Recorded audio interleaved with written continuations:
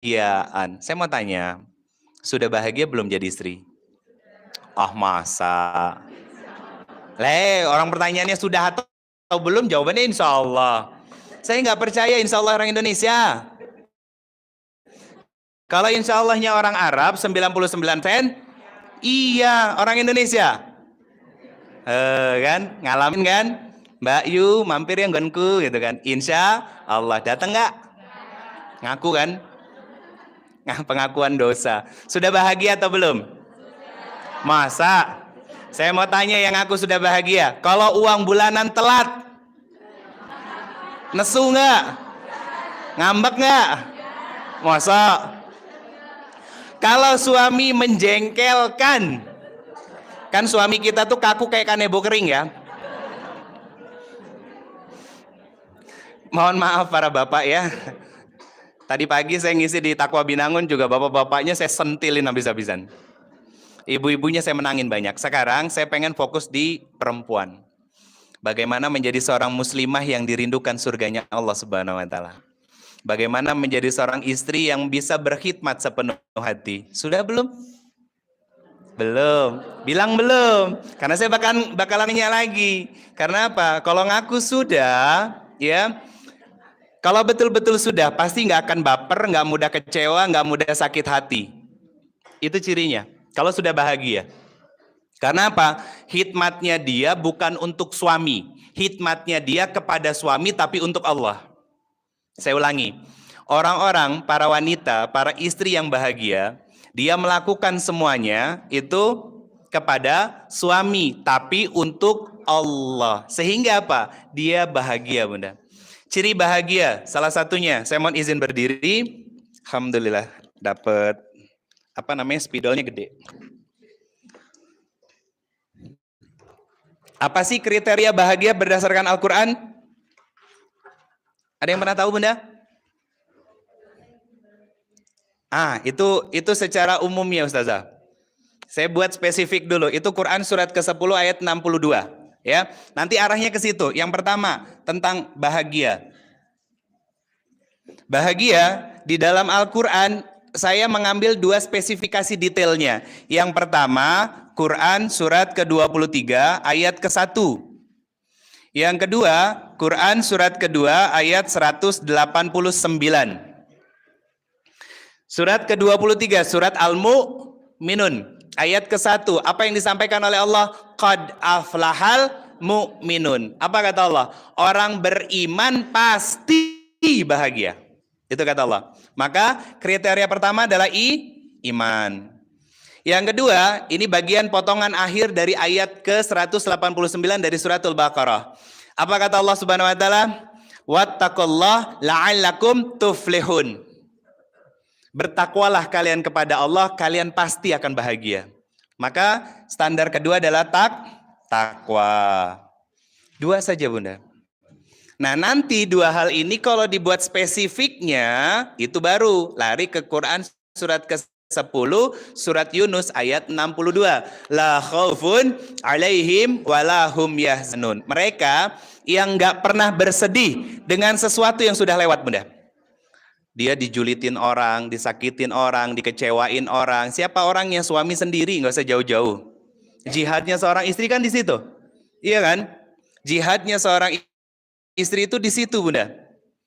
Suami menyebalkan, minta tolong, Pak, angkatin galon. Jawabnya, iya. Diangkat? Enggak. Suami habis mandi, anduknya disimpan di mana?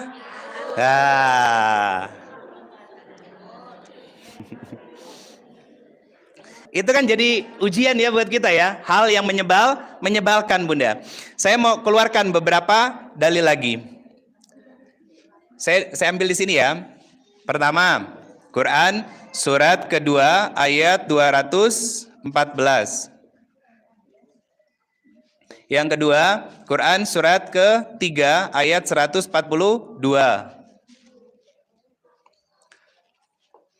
Sudah? Quran surat kedua, surat Al-Baqarah, ayatnya 214. Kenapa saya tuliskan ini? Ini ada kaitannya Bunda. Yang kedua surat ketiga, Ali Imran, ayatnya 142. Ini dua ayat Bunda, awalnya sama. Am hasibtum an tadkhulul jannah. Hei, kamu mau masuk surga, nggak gratis Ferguson. Kata Allah gitu. Nggak gratis, nggak gampang. Kalau kamu pengen masuk surga, nggak segampang itu kata Allah.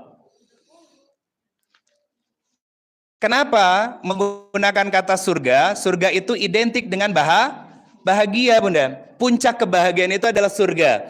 Makanya surat Al-Mu'minun ayat ke-1 ini lari ke ayat ke-11-nya. Allah akan mewariskan surga Firdaus buat orang-orang yang beriman. Kata siapa? Kata Allah Subhanahu wa Ta'ala. Nah, surga itu identik dengan bahagia. Nah, bagaimana caranya kebahagiaan di surga itu kita turunkan ke bumi? Sehingga apapun ujian yang kita alami, apapun masalah yang kita hadapi, itu kita bisa tersenyum melewati semuanya dengan baik sangka kita kepada Allah. Itu orang yang bahagia. La khaufun alaihim walahum yahzanun. Dia nggak sedih dan dia nggak takut Bunda. Dia nggak takut dengan apapun, kecuali hanya rasa takutnya kepada Allah. Dia nggak takut miskin, dia nggak takut dilukai orang, dia nggak takut dibenci orang ketika melakukan kebaikan dan lain sebagainya. Seperti yang dilakukan sama teman-teman akhwat bergerak. Saya yakin pasti banyak yang julid. Iya kan? Apalagi kita yang baru hijrah, aku tahu kok kamu kayak gimana dulu. Kan kita nongkrong sana ditutup rapih kayak begitu, kayak ondel-ondel. Itu kan mengguncang hati kita Bunda. Nah, kenapa? Kalau mau mendapatkan kebahagiaan ini, Allah katakan nggak gratis. Kenapa nggak gratis? Di ayat 214 dari surat Al-Baqarah ini, kata Allah, aku pasti akan menguji kalian seperti aku menguji orang-orang dahulu. 3 kategori ujiannya Bunda. Di ayat tersebut. Yang satu, ba'sun. Ujiannya ringan. Ujiannya ringan. Contohnya gimana? Ujian ringan. Ya tadi, suami habis mandi, anduknya disimpan di atas kasur. Kalau kita ngomel, berpahala nggak? Enggak. Tapi kalau kita ambil, Masya Allah, bayi besarku ya, dia lupa ngegantungin ngegantungin anduknya. Itu kan husnuzan Bunda. Membahagiakan diri kita sendiri. Kenapa saya membahas tentang menjadi seorang istri yang bisa dirindukan surga dan menjadi seorang istri yang bisa berkhidmat dengan sepenuh hati? Kayaknya, kalau enggak, saya nggak lupa Bunda. Waktu pertama kali saya datang ke sini, saya membahas tentang 2 tugas manusia dan 4 peran manusia secara umum, belum dispesifikan. Nah, nanti ada kaitannya tentang hal ini, tentang tugas manusia. Tugas manusia. Yang pertama, Quran surat ke-51 ayat 56. Wa ma khalaqtul jinna wal insa illa liya'budun. Apa tugasnya? Ibadah. Yang kedua, Quran surat kedua ayat ke-30. Apa? Inni ja'ilun fil ardi khalifah. Menjadi wakil Allah. Surat kedua ayat 30. Yang pertama, hablum minallah Bunda. Yang kedua, hablum minannas. Nah, tugas itu masih umum. Contoh, Bu, tugas di mana? Saya tugas di SMA Negeri 1 Wonosobo. Perannya sebagai apa? Saya wakil kesiswaan. Jadi peran itu lebih spesifik Bunda. Nah, dari jumlah 6.236 ayat Al-Quran, ada 4 peran secara spesifik yang Allah berikan kepada kita sebagai hambanya. Peran yang pertama, sebagai diri sendiri.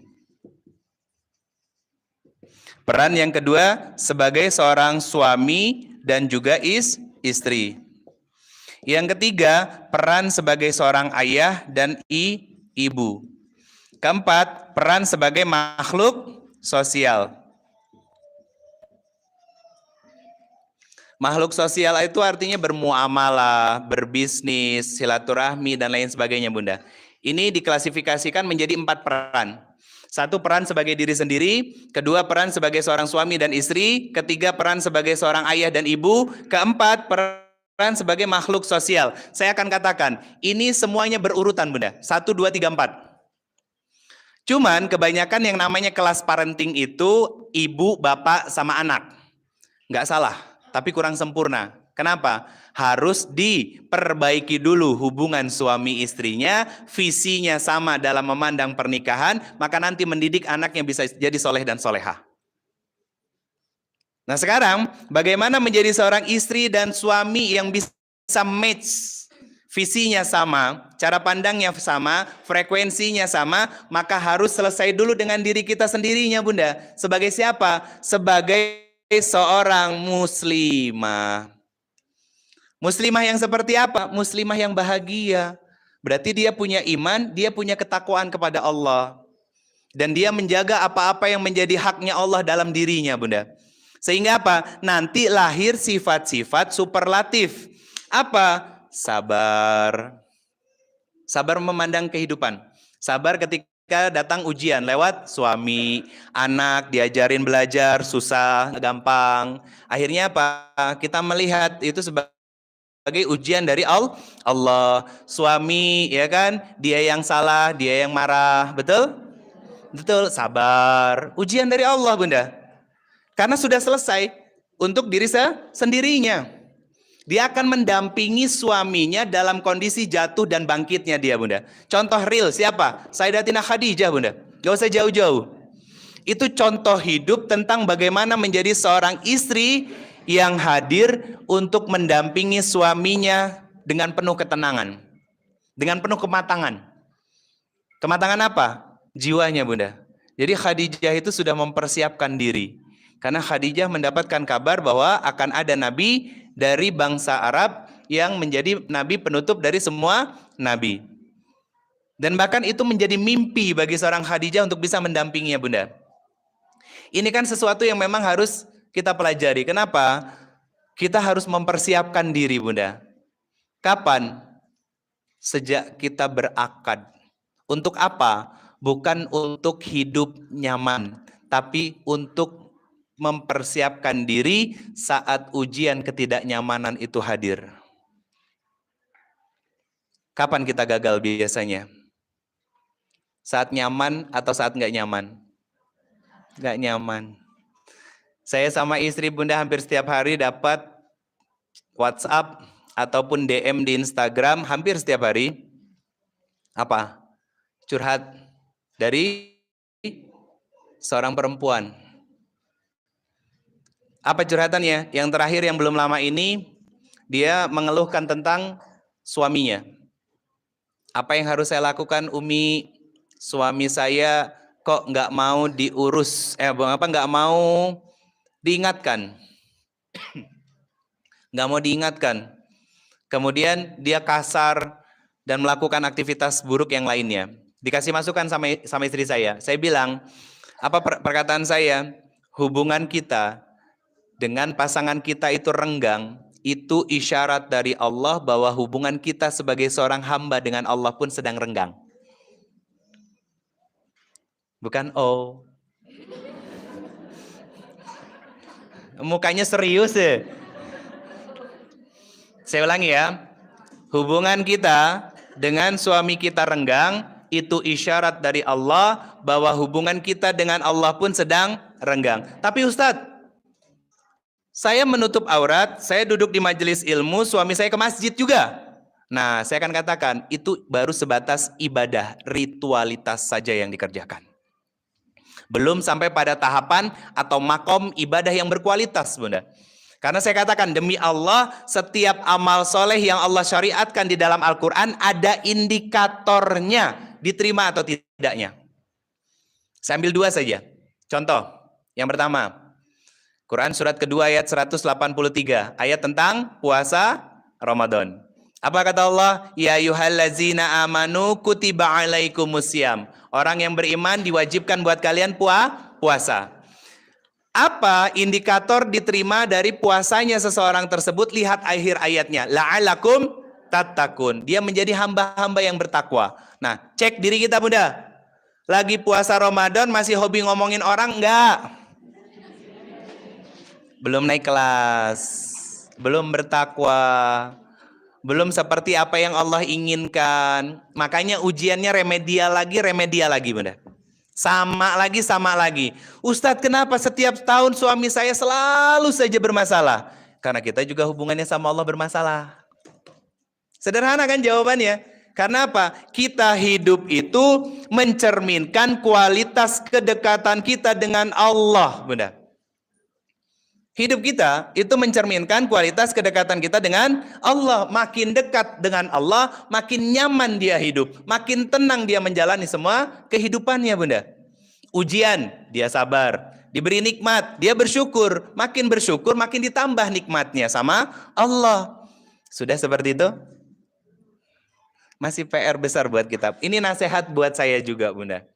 Yang kedua contohnya, Quran surat ke-29 ayat 45. Inna salata tanha anil fahsya iwal munkar. Sungguh ada kalimat inna, Bunda. Kalimat itu taukid. Jadi itu betul-betul sumpah dari Allah bahwa pasti kalau kalian jaga salat kalian dengan hak-hak kalian terhadap diriku, kata Allah Subhanahu wa taala, aku yang akan menjaga diri kalian di luar salat dari perbuatan fahsya dan mungkar. Sekarang buktinya apa? Menutup aurat, sholat berjamaah, duduk di majelis ilmu, pulang kajian, ustadznya diomongin. Iya kan? Terus saya mau nanya deh sekarang, ini berangkat kajian ke sini udah izin sama suami apa ngasih tahu? Oh, yang dibawa alhamdulillah bagus. Iya, bagus. Oh, itu validasinya dibawa ustadz. Saya mau nanya yang lainnya, Bunda. Yang enggak bawa suami. Kenapa enggak bawa suami? Suaminya lagi di rumah ustadz itu. Ngapain menstruasi? Takut masuk ke masjid. Sebelum mau tanya, Bunda, datang ke Mahfazah ini, ya, Masjid Fatimah Zahra, sudah izin sama suami atau baru ngasih tahu? Jujur.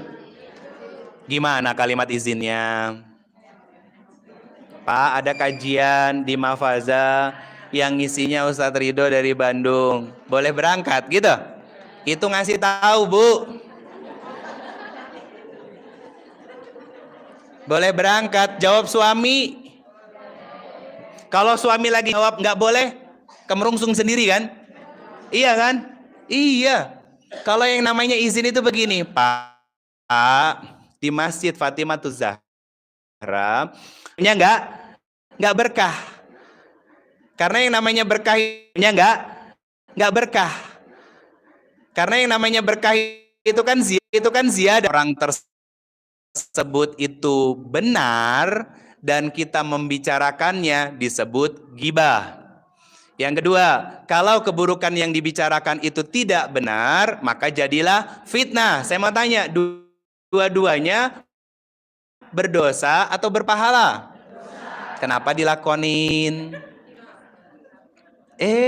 Kan ini ngajarin buat mikir kita tuh. Astagfirullah, iya ya Allah gitu. Karena kita banyak dosanya kan?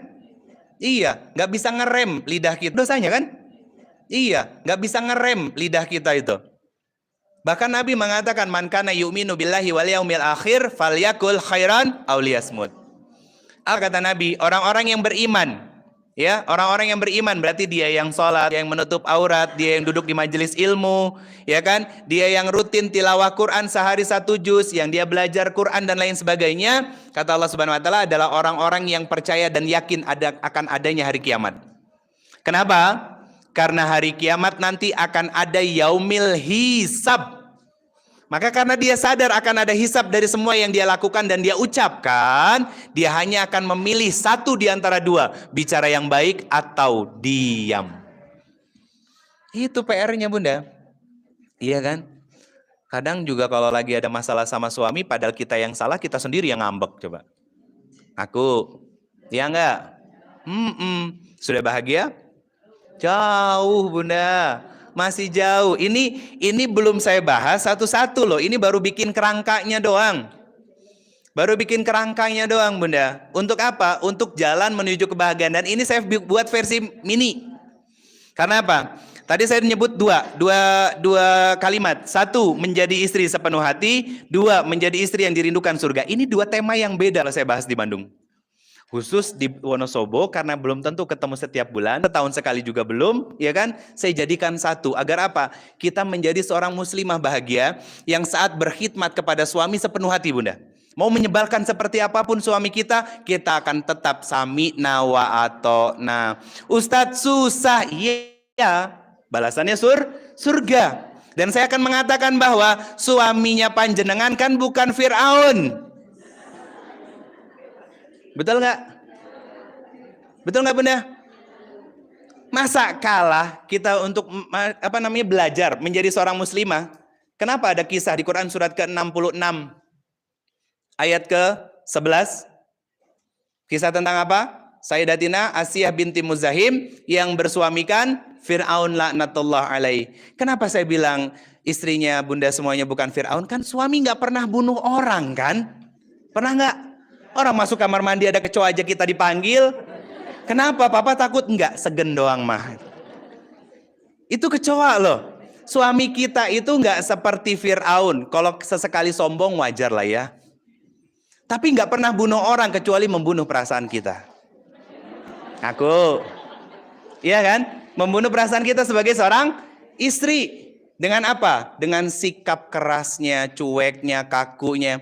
Sebetulnya, Bunda, kalau kita mau adil ya, saya sedikit aja nih. Kalau kita mau adil, meneliti tentang track record suami kita dari detik menjadi seorang suami ke belakang, coba deh dianalisa bagaimana dulu orang tuanya mendidik dirinya. Karena itulah yang membentuk siapa suami kita sekarang. Kenapa dia keras? Kenapa dia marah itu kadang suka meletup-letup? Ustadz, kadang nggak melihat saya sebagai seorang istri yang sudah berpuluh tahun mendampingi dia. Itu yang disebut dalam istilah umum dengan sebutan inner child. Tahu Bunda? Baru dengar. Inner itu di dalam, child itu anak kecil. Jadi ada anak kecil di dalam dirinya yang kemudian meronta-ronta Bunda. Apa itu? Energi negatif atau emosi negatif yang tertanam di dalam jiwa suami kita sejak dia kecil. Bagaimana itu bisa muncul? Karena saya nggak akan mengatakan itu kesalahan pendidikan dari orang tuanya. Enggak. Saya akan mengatakan itu karena keterbatasan ilmu dari cara mendidik orang tuanya. Salah nggak? Enggak. Yang salah itu ketika kita sadar bahwa ada yang salah dalam diri kita sebagai seorang suami. Ini para suami di luar nih, yang di samping ini punya inner child semua Bunda. Punya inner wasallam lahir, maaf, Nabi SAW tumbuh sebagai pribadi yang tidak didampingi oleh orang tuanya. Dan orang tuanya Rasulullah kan sudah wafat saat usia beliau masih kecil-kecil Bunda. Diasuh oleh kakeknya, kemudian berpindah kepada pamannya. Itu kan sebetulnya gambaran bahwa kita para laki-laki pun bisa sembuh. Kenapa? Asal kita sebagai seorang istri mau menjadi ibu untuk suami-suami kita. Maka kalau pengen jadi ibu buat suami, kan bayi gede itu yang di samping-samping Bunda tuh. Coba, kalau lagi sehat, petantang petenteng, Masya Allah. Giliran sakit. Bun, saya mau kasih tips nih ya. Rata-rata punya handphone ada kameranya ya. Suami lagi sakit, lagi manja, direkam. Gak usah takut, direkam. Nanti begitu beliau petantang petenteng, Pak, ingat nggak nih ada bayi gede loh, lupa ya.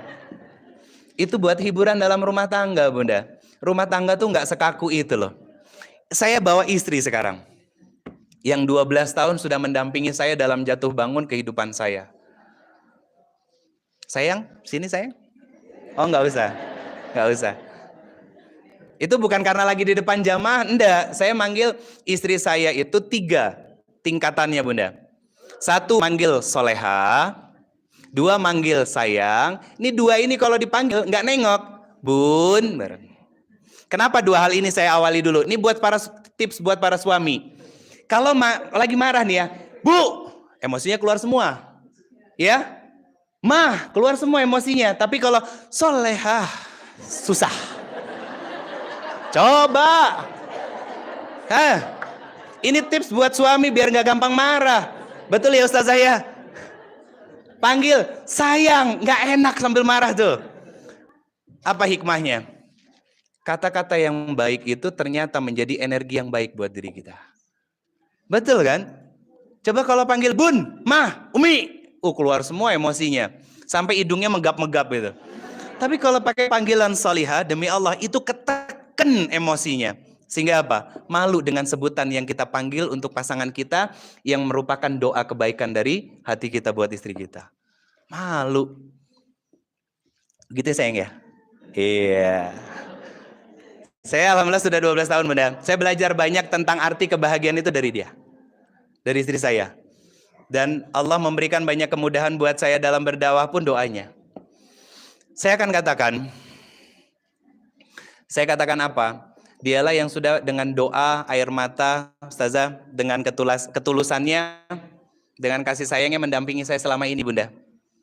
Yang kalau seandainya, mohon maaf, orang menganggapnya remeh, orang tersebut kalau jadi istri saya belum tentu bisa seperti dia. Saya akan katakan, saya betul-betul sudah melihatnya, betul-betul, maaf, mungkin secara casing unik, Bunda, tapi hatinya itu lapang dengan kesabaran. Lapang dengan pemaafan, lapang dengan doa-doa kebaikan untuk nih suaminya yang kadang. Makanya, kenapa, Bunda? Iya, suami yang bandel, Bunda. Silakan tanya, Bunda. Iya. Saya bawa istri biar saya nggak ngerasa bahwa saya sudah baik, Bunda. Enggak. Saya ingin menyampaikan tentang konsep bahagia ini, saya melihat istri saya sendiri. Dan kemudian apa? Mendapatkan konsepnya dari Quran. Dan Islam itu, Bunda, semua aspek kehidupan itu akan diberikan oleh Allah. Pertanyaannya, kan kadang kita nggak mau menggunakannya. Aduh Ustadz, susah. Kenapa ada sejarah di dalam Al-Quran? Karena kita manusia yang anti dengan teori. Allah tahu, makanya dikasih sejarah. Karena sejarah itu berarti sudah pernah dilakukan. Iya kan?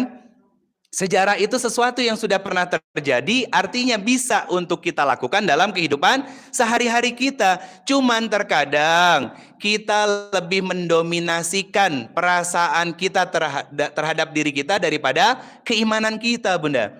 Padahal perasaan itu akan menjadi perusak terbesar dalam rumah tangga kita kalau kita salah menempatkannya. Coba suami bikin salah, baper kita, rusak, Bunda. Suami lagi keras, baper kita, rusak. Tapi kalau misalkan ngelihat suami lagi marah, suami dia lagi emosi, suami dia lagi tidak dalam posisi terbaiknya sebagai seorang suami, iman yang berkata, ya Allah, ini bukan suami saya. Dia mungkin sedang banyak beban pikiran di dalam jiwa dan hatinya. Suami saya adalah suami yang penyayang buat anak-anak kami. Dia adalah suami yang bertanggung jawab, yang selalu mengusahakan rizki yang halalan thayyiban. Maka saya bermohon kepadamu ya Allah, tolong kembalikan lagi suamiku kepada fitrahnya. Kenapa saya ngomongin tentang fitrah, Bunda? Quran surat ke-30. Ayat ke-30. Apa? Ini tentang fitrah penciptaan manusia. Apa fitrah penciptaan manusia? Fitrah penciptaan manusia itu fitrah iman. Artinya fitrah dalam kondisi baik. Semua manusia diciptakan dalam kebaikan. Makanya Allah menggunakan dua redaksi yang berbeda di dua ayat yang berbeda. Pertama surat At-Tin ayat keempat. Laqad khalaqna fi ahsani taqwim. Aku sudah menyempurnakan ciptaanku berupa manusia. Sempurna, Bunda. Nggak ada cacat sedikit pun, nggak ada yang kurang. Pertanyaan saya sederhana, Bunda. Kalau Allah sudah memuji sempurnanya diri kita dalam penciptaan, lantas kenapa kita harus mencari-cari kekurangan dari pasangan kita? Betul? Betul nggak? Iya. Satu lagi di surat Al-Isra. Apa yang Allah sampaikan? Walaqad karomna bani Adam. Di ayat surat At-Tin, ayat keempat tadi dikatakan sempurna. Di surat Al-Isra ini Allah mengatakan mulia. Berarti Allah itu sudah memuliakan derajat kita sebagai manusia, Bunda. Artinya fitrahnya dalam fitrah kebaikan. Nah, fitrah kebaikan-kebaikan ini kenapa menjadi rusak? Karena lingkungan yang tidak mendukung. Siapa pemeran utamanya? Orang tua. Dan Nabi yang mengatakan bahwa anak itu terlahir dalam fitrah dan orang tuanya yang menjadikan anak-anak tersebut Nasrani, Majusi, dan Yahudi. Betul kan? Nah, itulah siapa kita sekarang, Bunda. Tapi bukan ini untuk menyalahkan orang tua, bukan ya. Tapi kita menyadari bahwa orang tua kita penuh dengan keterbatasan dalam mendidik kita. Maka ayo, karena sering dan rutin duduk di mahfaza, seharusnya kita sudah mulai paham tentang apa? Tentang bagaimana menjadi seorang muslimah yang bahagia, Bunda. Ini saya keluarkan konsepnya, saya pelan-pelan. Sampai sekitar 2:30 saya bahas ya, Bunda. Habis itu kita coba untuk sesi tanya jawab. Asar jam berapa? 3:45. Oke, kebetulan saya sudah di jama. Jadi nanti saya mohon izin, selesai ngisi kajian saya langsung pamit, Bunda. Karena harus ke Dieng. Naik motor lagi ke Diengnya coba.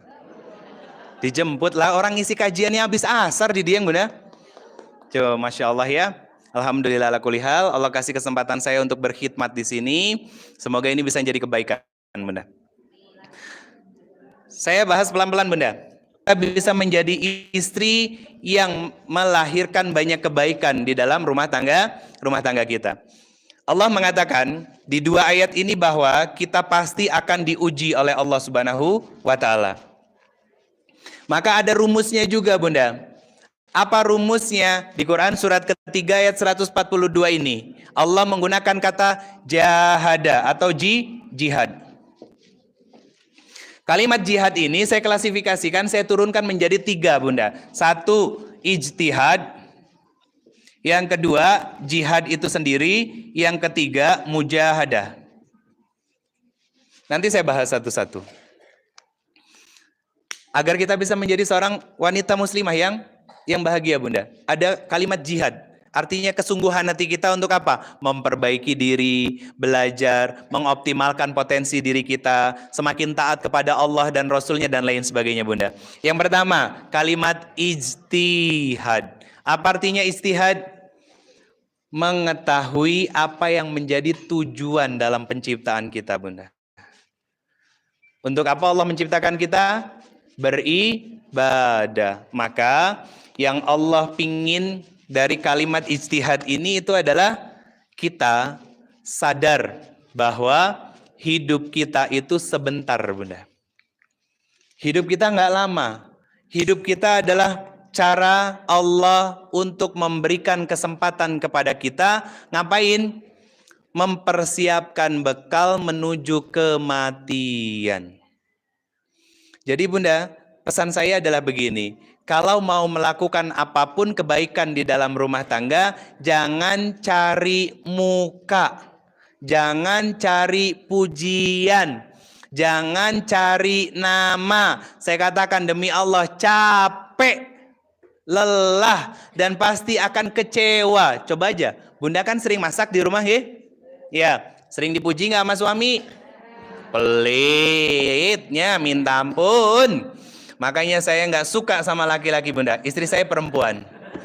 Karena suami itu kaku, nggak peka. Ya, tapi selamat dinikmati. Kenapa selamat dinikmati? Bunda harus tenggelam dan nyelam menikmati apa? Keluasan lautan sabar di dalamnya. Iya kan? Ekspektasi perempuan itu sederhana, Pak. Nah, kan ada bapak-bapak ya. Ini yang tadi pagi saya bahas di Binangun. Ekspektasi perempuan itu sederhana. Ketika dia masak, mbok ia ngucapin makasih gitu, Pak. Betul kan, Bunda? Betul nggak? Saya tahu itu udah lewat ya. Kenapa? Udah berpuluh-puluh tahun nggak pernah diucapin makasih, Ustadz. Jadi mati rasa.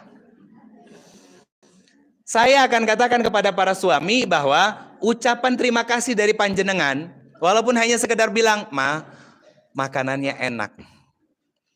Itu akan menjadi energi kebaikan buat seorang istri. Betul nggak? Ya. Akhirnya apa? Dia bisa melakukan banyak hal kebaikan yang nggak bisa dilakukan oleh seorang suami. Udah begitu suaminya kadang nggak tahu diri. Mama ngapain aja sih di rumah? Tahu rumahnya berantakan. Besok-besok saya kasih tips, Bunda. Bilang sama suaminya, "Pak, sehari aja kita tukar peran. Bapak di rumah ngurus anak-anak, ngurus rumah, Mama jalan-jalan sama besti Mama." Saya yakin mati berdiri tuh bisa-bisa suami itu. Nggak sanggup. Iya kan? Nggak bakalan sanggup. Saya udah pernah, Bunda. Saya mendingan ngajak anak saya keluar daripada harus di dalam rumah. Iya, ini istri saya saksinya. Istri saya keluar sama kakak sepupunya dari pagi sampai malam. Enggak saya WhatsApp kapan pulang sayang, enggak. Saya biarin, karena apa? Enggak setiap saat dia keluar. Saya izinin dengan penuh keridoan. Kenapa? Enggak setiap saat dia keluar. Di rumah saya sama putri saya. Ngapain? Suka-suka. Makan, enggak masak, GoFoodin terus. Manjain si kecil. Main sama dia, ya kan, kuda-kudaan dan lain sebagainya, bikin dia happy di dalam rumah. Walaupun saya juga agak sedikit stres gitu kan. Lah biasanya di luar kan gitu. Tapi membayangkan bagaimana seorang istri melakukan hal itu. Piring yang habis dipakai dicuci. Itu belum sama umbah-umbah, Pak. Belum sama ngepel, belum sama masak, belum. Makanannya saya GoFoodin kok gitu, dikirim. Itu saya aja ngerasa nggak mampu, apalagi kalau harus mengganti tugas dan peran seorang istri. Saya akan katakan suami akan mampu. Tapi itu dilakukan oleh Nabi. Tapi itu dilakukan oleh Nabi Shallallahu Alaihi Wasallam. Coba. Berarti kita yang nggak mengikuti Nabi karena kegedean gengsi. Gengsi itu nggak akan pernah mengantarkan kita ke surga, Pak. Karena rumah tangga itu saling melengkapi, saling menjaga, saling meringankan beban dan tanggung jawab. Kita, para suami nih Pak, sudah mengambil tugas dari bapaknya. Saya terima nikah dan kawinnya. Itu bukan hanya sekedar jadi ladang terus digarap, istri hamil, keluar anak. Bukan. Tapi harus siap mendidik mendidik istri kita sebagaimana dulu bapaknya mendidik dengan penuh kasih sayang. Harus siap menjadi pendengar sebagaimana dulu istri kita ketika ada masalah ngadu sama bapaknya. Iya. Senang saya. Harus apa lagi? Harus lapang kesabaran kita menghadapi kebengkokan istri kita sebagai makhluk setengah akal. Kan benar Bunda. Nabi yang bilang perempuan itu kurang akal, kurang agama. Berarti kurang akal kan setengah akal. Coba saya cek nih ya. Perempuan itu benar apa enggak nih ya? Dia yang salah, dia yang ngambek. Nah, kan? Itu gambarannya. Dia yang salah, dia yang ngambek. Itu perempuan, Pak. Jadi kita harus melihatnya dalam sudut pandang seperti itu. Kita itu bukan hanya sebatas menjadi suami. Ini kalau ada kajian bapak-bapak, saya pengen sih ngisi gitu. Saya mau ngebahas tentang Quran surat keempat ayat 34. Saya bahas secara rinci detail di situ. Kenapa? Begini Bunda. Banyak suami yang mereka gagal paham tentang tugas utama dia sebagai seorang suami. Dianggapnya bahwa suami itu hanya cari nafkah, gelap ketemu gelap, ngasih nafkah, selesai semuanya. Padahal tugas cari nafkah di ayat itu tugas kedua setelah ar-rijalu qawwamuna 'alan nisa. Jadi qawwam. Apa arti qawwam? Pak, apa arti qawwam? Ini bapak-bapak soleha yang dijawab. Berjilbab. Pemimpin, betul, tapi kurang tepat. Yang terjadi apa? Karena seorang suami menganggap dirinya sebagai seorang pemimpin di dalam rumah, pemimpin itu punya kekurangan. Kekurangan pemimpin, gak mau dinasehatin, gak mau dikasih tahu, gak mau dikoreksi, betul? Tukang tunjuk, tukang perintah, kalau salah marah-marah, betul? Itu suami panjenengan, Bu. Dinikmatin. Kalau ada kajian khusus untuk para suami, mau deh kapan-kapan. Kalau pas saya lagi ke Wonosobo diadain. Khusus suami. Khusus laki-laki lah, jangan khusus suami. Takutnya nanti yang jomblonya baper. Jomblo baperan pakein mukena. Bunda semua yang dirahmati Allah Subhanahu wa taala, ijtihad, mengingat kembali tentang apa? Tentang tujuan untuk apa kita diciptakan, beribadah. Maka tentang ijtihad ini nanti akan ada relevansinya dengan Quran surat ke-41 ayat 30. Surat Al-Fusilat. Apa? Qalu rabbunallah summastaqamu. Apa kata Allah Subhanahu wa taala? Orang-orang yang mereka mengaku beriman kepada Allah, yang melakukan semua aktivitas kehidupannya lillah, pasti istiqomah. Pasti istiqomah. Saya katakan. Dan orang-orang yang lillah nggak akan pernah lelah, Bunda. Kenapa? Karena orang-orang yang lelah, orang-orang yang lillah akan selalu merindukan jannah. Itu yang kita harapkan kan? Apa yang kita harapkan? Surganya Allah. Maka kita pakai doa iftitahnya Allahu Akbar kabira atau Allahumma bait baini. Allahumma bait baini, ya. Baik, di Quran surat ke-6 ayat 162. Tahu ini ayat tentang apa? Inna salati wa nusuki wa mahyaya wa mahmati lillah. Kan itu sumpah kita sama Allah kan? Semuanya, salatku, ibadahku, hidupku. Nah, ibadah itu bukan ibadah ritualitas saja, Bunda. Taatnya Bunda sama Allah itu nilainya ibadah kalau lillah. Dan orang-orang yang lillah di Quran surat ke-41 ayat 30 nggak akan pernah lelah, Bunda. Nggak akan pernah capek, nggak gampang baper. Nah, itu kita mengingat lagi tentang tujuan kenapa kita diciptakan. Kita diciptakan untuk beribadah, maka saat beribadah jangan pernah lelah kalau betul lillah. Karena kita merindukannya jannah. Itu yang kita harapkan, Bunda. Ustadz, kenapa sih istri yang dituntut untuk menjadi solihah? Ya, ada pertanyaan begitu mungkin.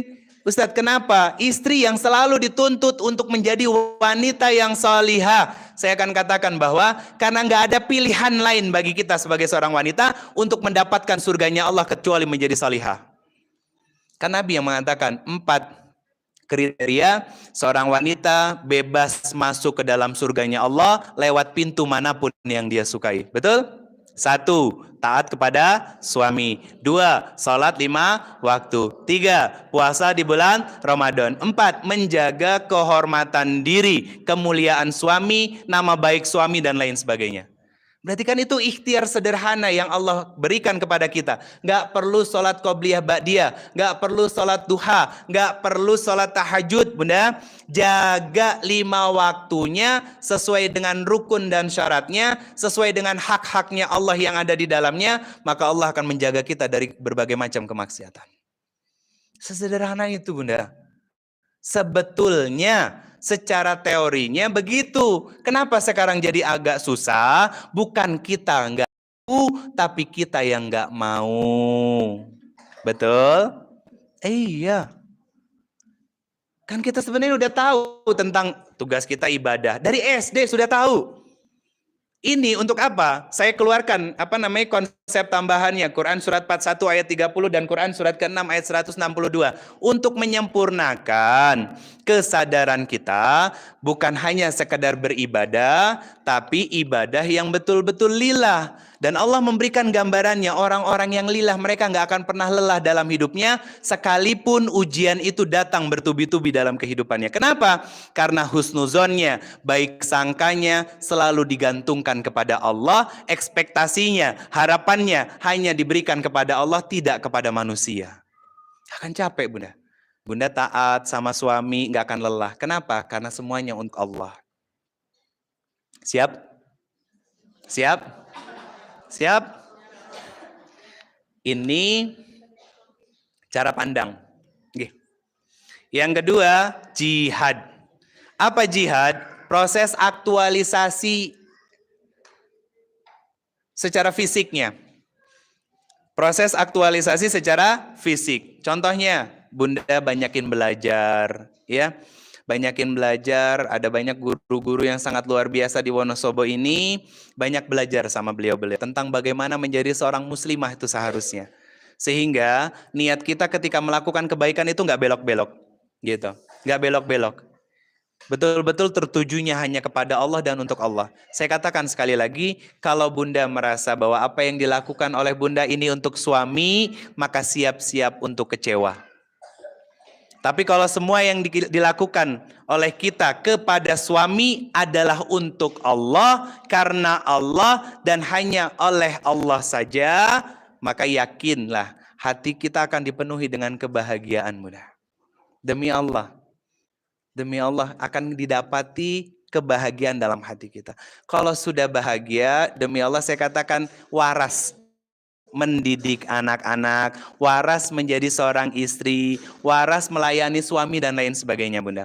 Bahkan Saking warasnya Bunda, sesekali dia genit sama suaminya. Suaminya di kantor, dia masak makanan kesukaan suaminya, difoto, dikirim ke suaminya. Pak, aku masak makanan kesukaan Papa.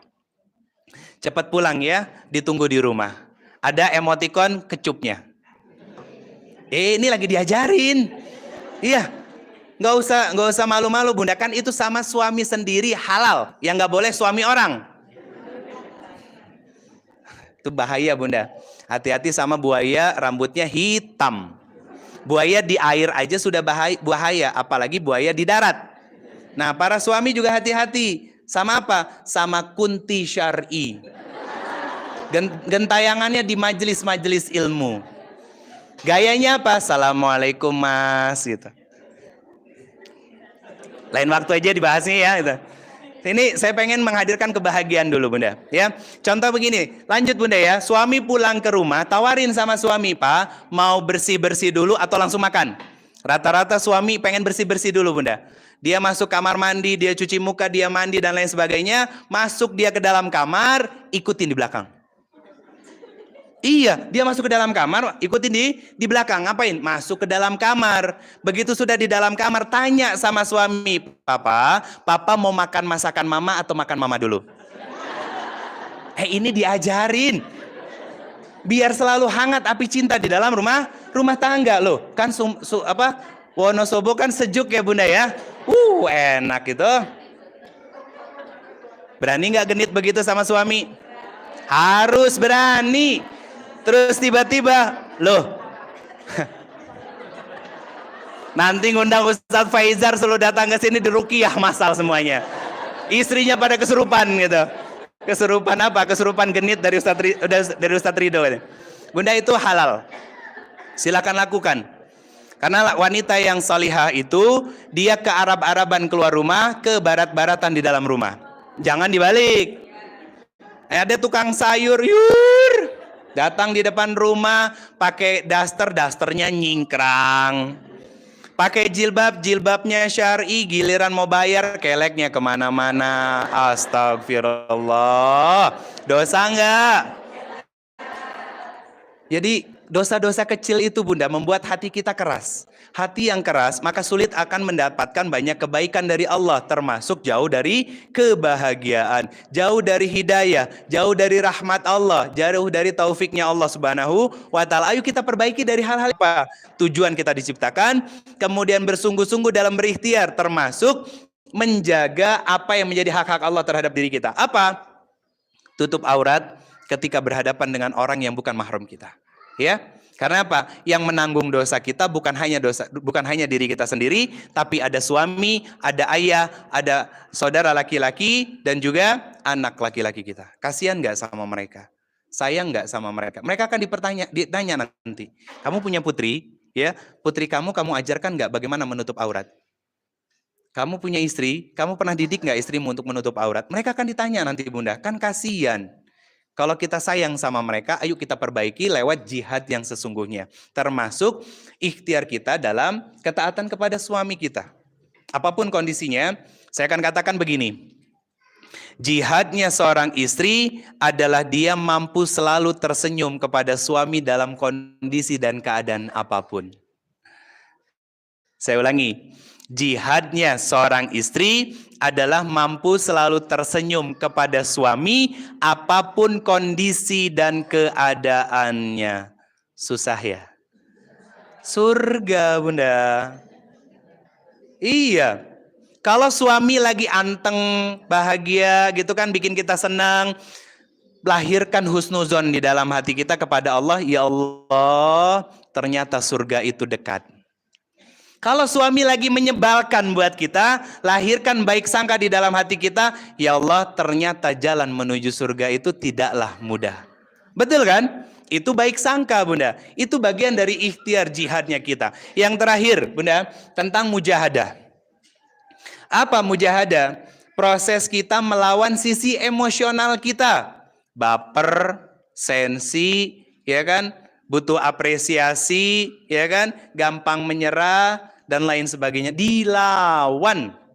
Karena apa? Karena kita pengen bahagia dan Allah memberikan bekal iman di dalam jiwa kita. Maka tingkatkan keimanan kita dengan memperbanyak amal soleh. Amal soleh itu memupuk dan menghidupkan api iman di dalam jiwa kita, dan iman itu yang akan memagari diri kita dari berbagai macam keburukan yang ada di dalam diri kita. Kalau bisa, saya katakan, insya Allah kalimat la khaufun alaihim walahum yahzanun itu akan hidup dalam diri kita. Dia nggak akan sedih, Bunda. Dia nggak akan sedih. Kalaupun dia menangis, menangisnya kepada Allah, tapi bukan kesedihan yang berkelanjutan. Karena apa? Perempuan itu, Pak, ahli sejarah. Ya? Iya Ustadz, iya itu. Ahli sejarah apa coba? Aib suami. Iya, dosa-dosa suami.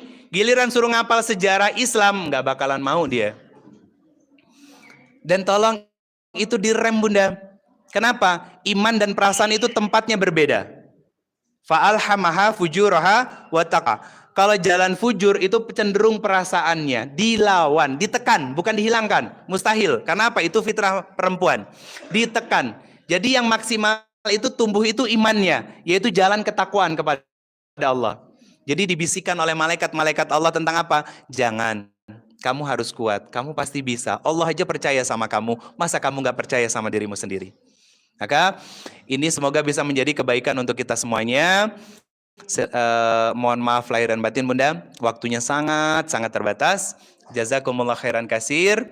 Saya hanya memberikan 3 wasiat dari Al-Quran tadi: ijtihad, jihad, dan mujahadah kita untuk mengikhtiarkan diri kita agar bisa menjadi seorang muslimah yang bahagia, yang dalam khidmatnya kepada suami dengan sepenuh hati, sehingga bara api cinta di dalam rumah tangga kita tetap bergelora, Bunda.